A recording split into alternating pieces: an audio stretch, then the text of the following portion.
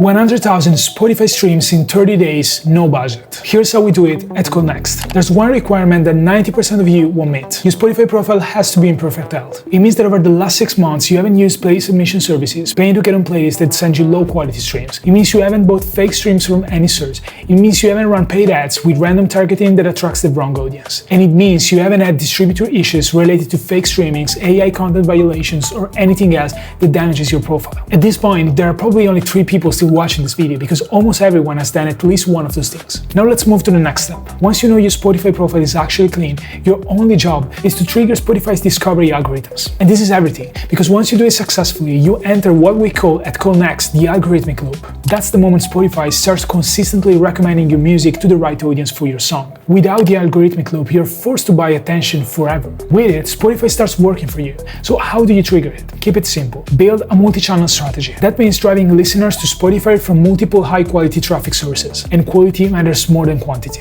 I'd rather see fewer listeners who actually care than thousands of low-quality streams. If you can send Spotify strong listener signals from platforms like TikTok and other external channels, especially during the first 48 hours after release, and you push hard enough, that's when an algorithmic loop becomes possible. But there's another requirement. You need to pitch your release at least 15 days before launch, because features like Release Radar won't activate if you don't. And those algorithmic placements provide the extra momentum you need. Now imagine everything is working. Your multi-channel strategy is live, high-quality listeners are arriving from multiple sources.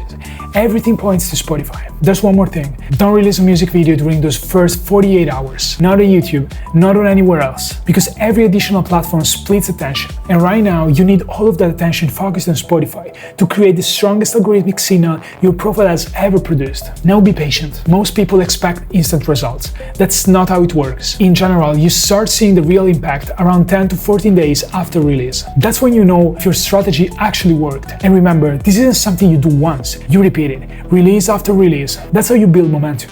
Every successful release makes the next one easier, which means bigger results while spending less money. Now remember what I said at the beginning. Zero budget doesn't mean you can't use advertising. It just means you don't need it. Paid advertising can absolutely be part of the multi-channel strategy, but only if it's done correctly. If your targeting is wrong, you feed Spotify the wrong audience. Those people might play your song once, then disappear forever. And now you've confused the algorithm. Spotify starts recommending music to more people just like them, people who listen once and leave.